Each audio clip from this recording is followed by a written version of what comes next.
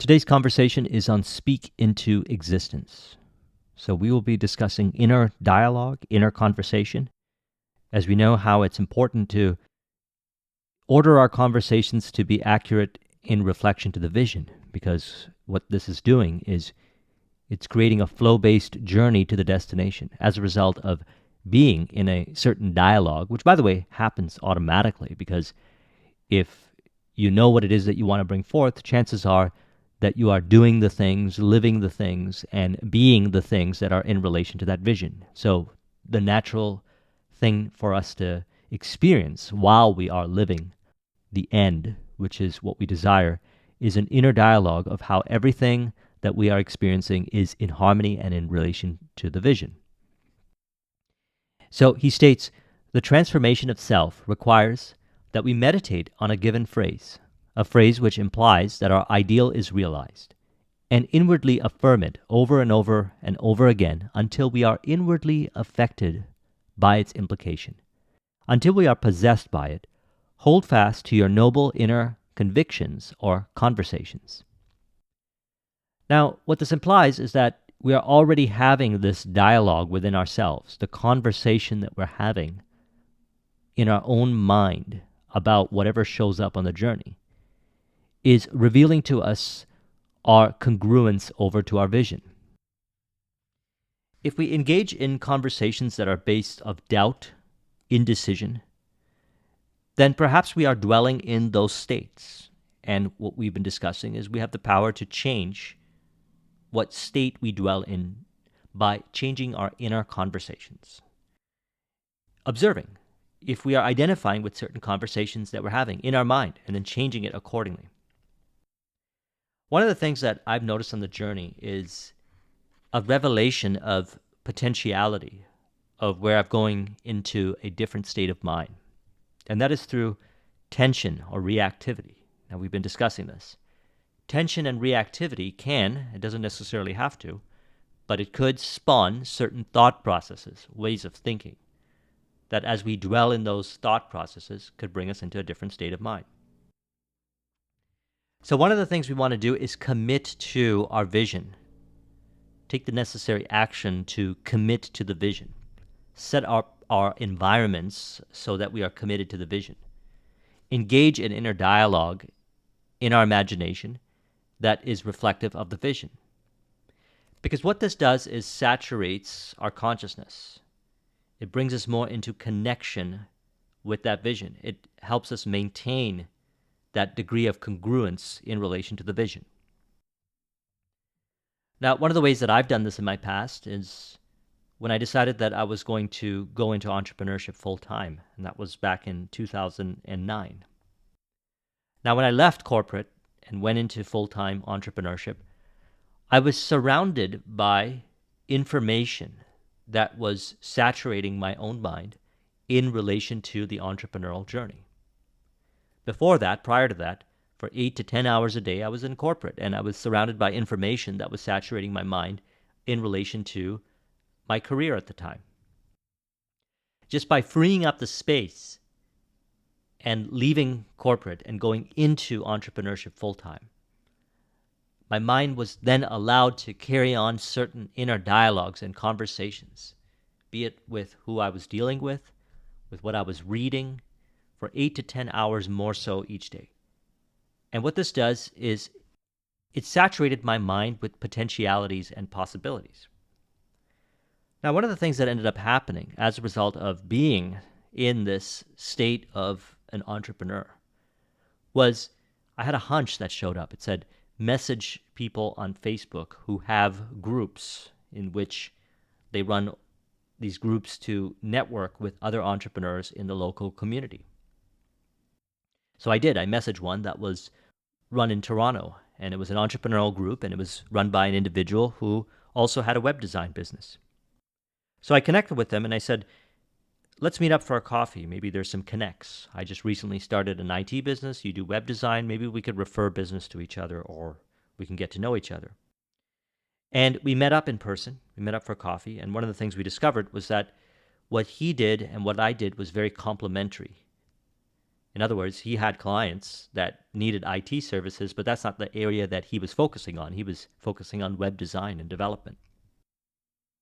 And he also knew that I would be working for offices doing the IT services, and they probably would also need some web development, web design, or any kind of advertising, internet advertising based work. So he asked me if we could work a referral deal with each other.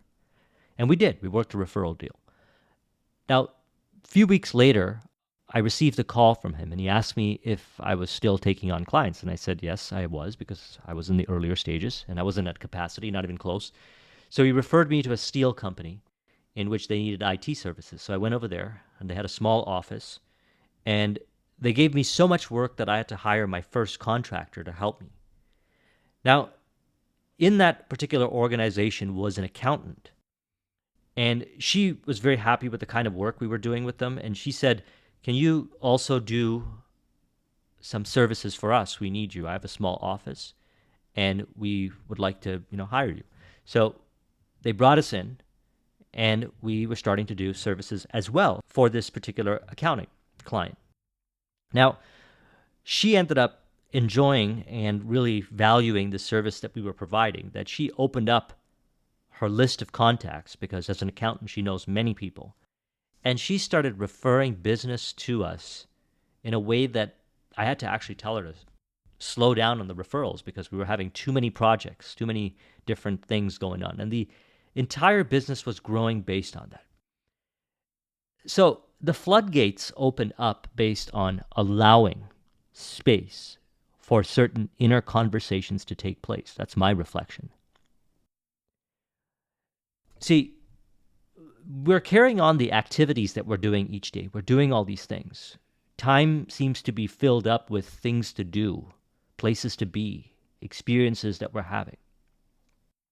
And every time we are interacting with these experiences, we are engaging in an inner dialogue. We're thinking. We are imagining. And we know that what we are thinking and what we're imagining and what we're dialoguing with is impressing the subconscious, and the subconscious is re-expressing it again as further experiences that are similar or the exact experiences. So having some space where you can allow yourself the freedom to consciously choose certain kinds of conversations can be very beneficial, because that will change how we experience and how we live.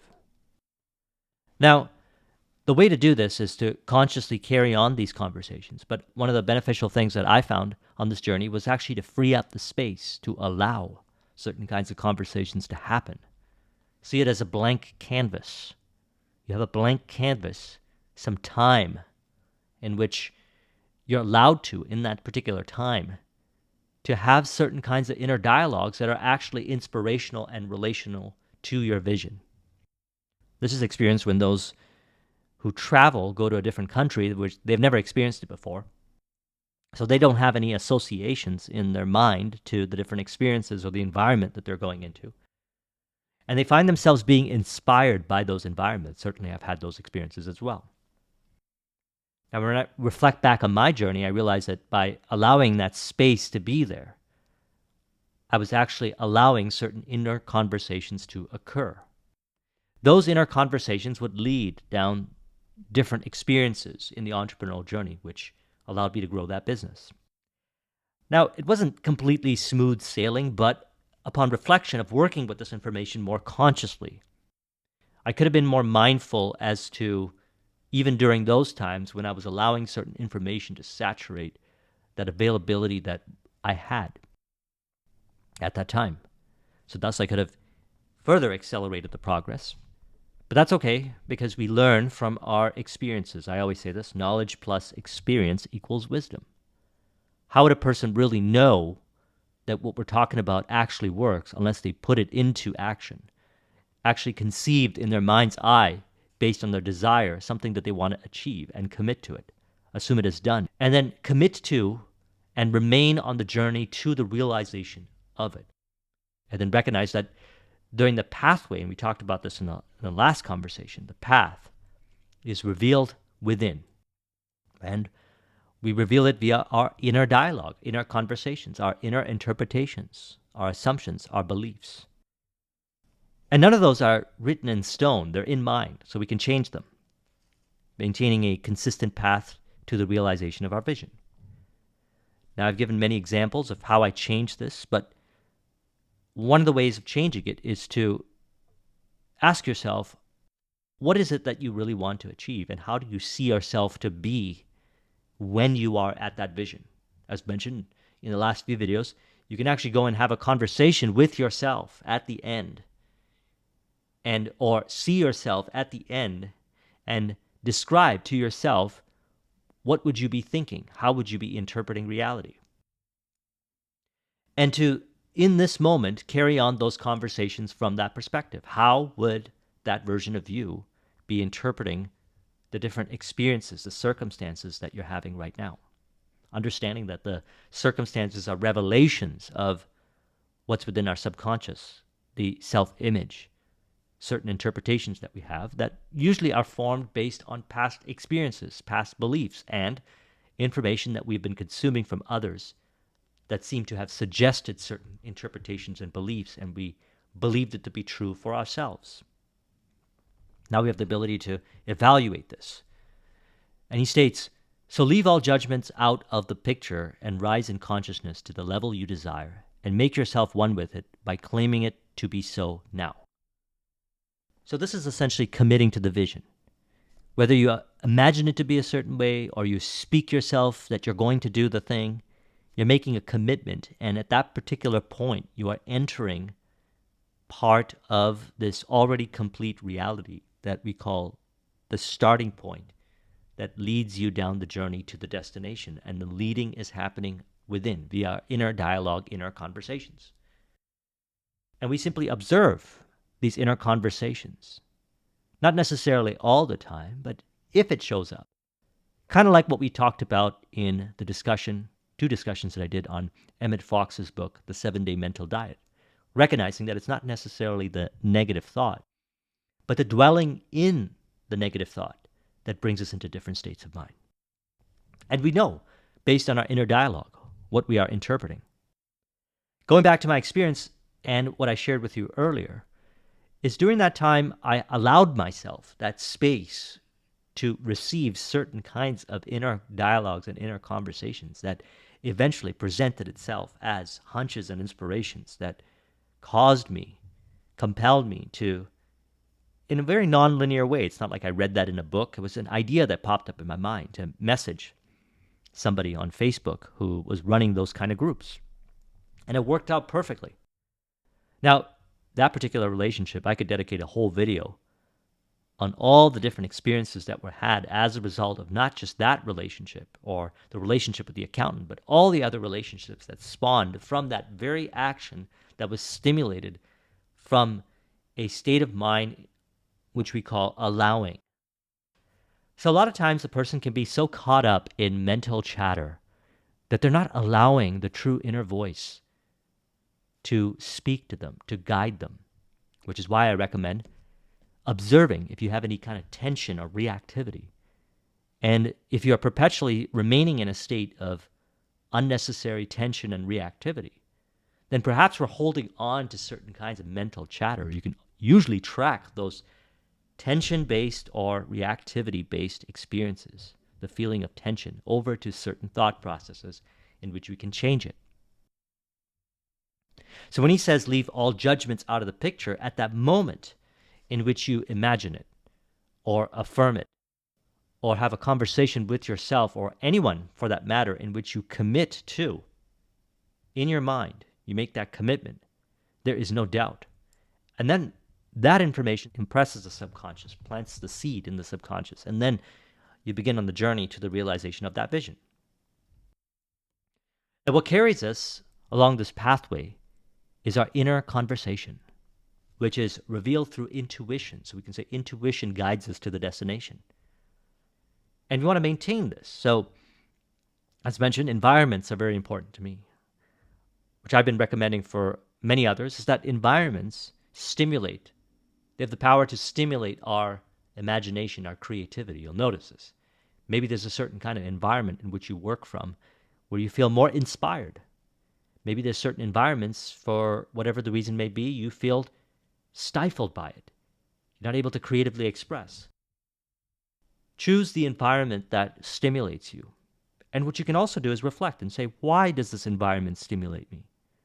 What is the interpretations that I'm giving to this environment, and how can I further optimize or bring forth another environment, or even look at this microcosm of experience and see it as a macrocosm and tie it into every area of my life, making a commitment that I want to be in empowering and uplifting environments in all areas of my life. Why? Because this further stimulates that inner conversation, and that inner conversation is saturating the consciousness. And as a result of that, we are maintaining that state of mind, or that flow, or that way of being, that ideal self-image that is one with the vision. And it's done lighthearted. It's not done from a place of force. All we're doing is being more aware of where we are assigning the interpretation within and making the adjustments accordingly, facilitating these ideal inner conversations in relation to our vision. And he states, our inner conversations represent in various ways the world we live in. Our individual words are self-revelations of our inner speech. We are told that every idle word that men shall speak, they shall give account thereof. For by their words they shall be justified, and by their words they shall be condemned. And we're talking about the inner conversations, the inner words. We only need to look at the circumstances to reveal what we have been thinking about, what we have been inner dialoguing about, a lot of times with ourselves, although we can conjure up people in our mind's eye and have conversations with them. Now, we notice this on the journey. We deal with people, and the people that we deal with on a day-to-day basis, the people that we relate with, our relationships, our friendships, our business partners, so forth, we're imagining them to be a certain way after we interact with them and prior to interacting with them. And we want to observe how we are interpreting them, these inner dialogues that we're having with them in our mind's eye prior to interacting with them and after interacting with them, because then we're recreating that same kind of experience with them as we are interacting with them in person. We are creating biases in our mind where we subconsciously orient the conversation in that direction. And he states, what is your aim? Does your inner conversation or inner talking match it? It must, if you would like to realize your aim. Now, this is not done from a place of force. This is done from a place of actually joyously understanding when a person is dwelling in a different state of mind or thought process that is not in harmony with the vision, and changing it. And we get better at it with practice. Just like with anything, it becomes a habit, a way of life. None of this stuff is meant to be tactical. You do this once in a while and that's it. This is a way of life. And a way of life that becomes automatic. And then, at a certain stage of your life, you might look at this kind of stuff and reflect upon how you were able to do this, bring forth your visions as a result of doing this. And then you become a leader to others. You share it with others. You teach others. And not necessarily in a formal setting. It could be with your family. It could be with your friends. It could be with your team members. One of the things that I like to do is work with organizations and companies to instill these kinds of philosophies. And what we find as we instill this kind of philosophy in the organizations is people change. They change. They have to change because the inner dialogue is forming the concept of self, the inner conversations. And while they might not be aware of the extent, one only needs to practice this a little bit more to find how this actually changes not only themselves, but how they relate to the people in their lives and bring forth a higher degree of accuracy to reflect that conversation. Now, it could be any kind of conversation. If you go from a conversation of love, it will be reflected as conversation of love with others.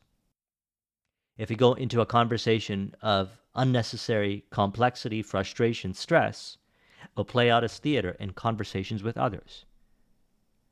So again, what is our aim? What's the vision? To bring forth that end result. So does our inner conversation match it? We change it. After a while, it gets easier. And it becomes a way of life, because what gets excluded out of consciousness is the mental chatter-based recurring inner dialogues that seem to be playing in loop, that seem to show up on the same kind of circumstances, such as, for example, if at that particular point in time I was identified with doubt, I may have said to myself, well, I might not be able to get a hold of this person if I reach out to them because they're probably pretty busy. Or this person's at a certain level of success and they might not value that I'm just starting out. Or all these kinds of interpretations. They don't show up unless we are in a state of mind that allows those inner dialogues to show up, that reflect doubt, indecision, and so forth. That's why making this a priority is very important. To commit to the vision, we order our inner conversations. When we order the inner conversations, we feel connected with the vision. And to recognize that perhaps we have a lot of interpretation on different aspects of our environment and circumstances and so forth, which is why I recommend changing it up every now and then, going into a different environment, going into environments or certain experiences in life that stimulate you into a higher degree of accuracy of inner conversation in your vision. We call this inspiration. Some experiences while they travel, although I recommend not making it a few times a year type of thing, but a way of life. Dedicating time each day to allow certain inner conversations to flow from within you, such as during something like a passive meditation, where you sit still, or even an active meditation, like going for a run or going for a walk. I talked about this in the last video, how I've had many transformational optimizations show up for my life in the business journey as a result of going for walks. It was even known that Sigmund Freud would go for long walks in Vienna while he was deep in his years of practice.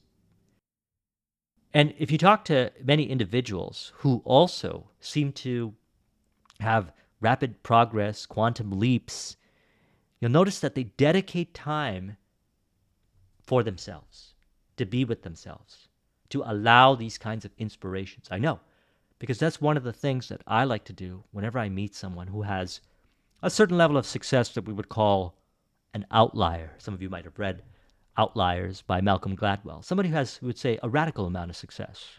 One of the things that I find is that they actually, either they consciously or they just happen to be like that, dedicate time for themselves to allow for this kind of inner conversation-based inspiration to flow from within, allowing.